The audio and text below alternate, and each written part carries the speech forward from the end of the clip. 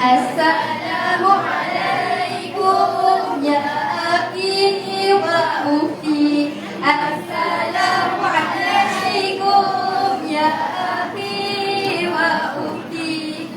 Man nahnu nahnu min majmu'ah al-Khamisa.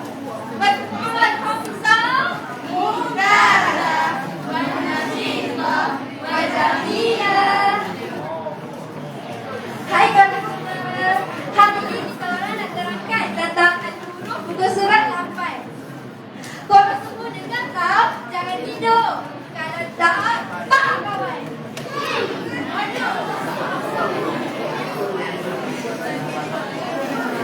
Semua ready 1, 2, 3, go!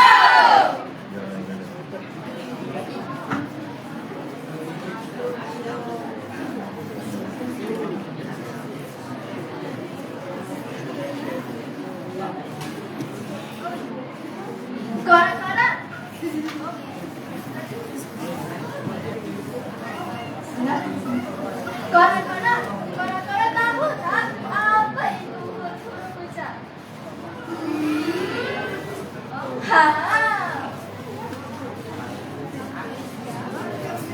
Huruf jar merupakan kata yang terdapat yang melengkapkan sesuatu ayat. Selalu ia berada di tengah-tengah ayat. Contohnya, Zahaba Aisyah ila madrasah. Baru huruf jar-nya adalah ila, iaitu ke.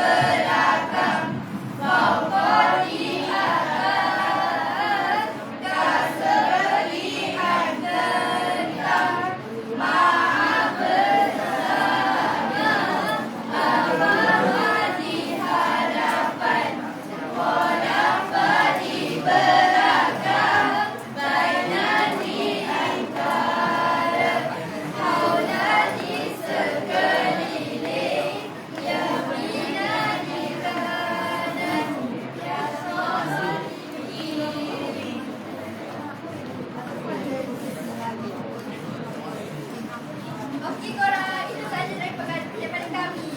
Kami harap korang semua faham ya apa yang kami nyanyi ni. Jangan terhijau tau. Terima kasih juga kepada Ustaz Pak Puan Jepek dan Ustaz Ustaz dan Ustaz Hazah. Sekian. Syukran jazilan. Tahniah diucapkan atas persembahan yang telah dan sangat menghiburkan. Seterusnya, teruskan lagi majlis kita dengan persembahan daripada versi lelaki. Dipersilakan.